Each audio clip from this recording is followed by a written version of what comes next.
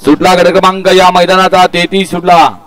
एक बाद झाला, त्याला बघून दुसरा बाद झाला आणि पड्याल तिकडे 6 गाड्यात सुंदर अशी लढत पाहायला मिळते.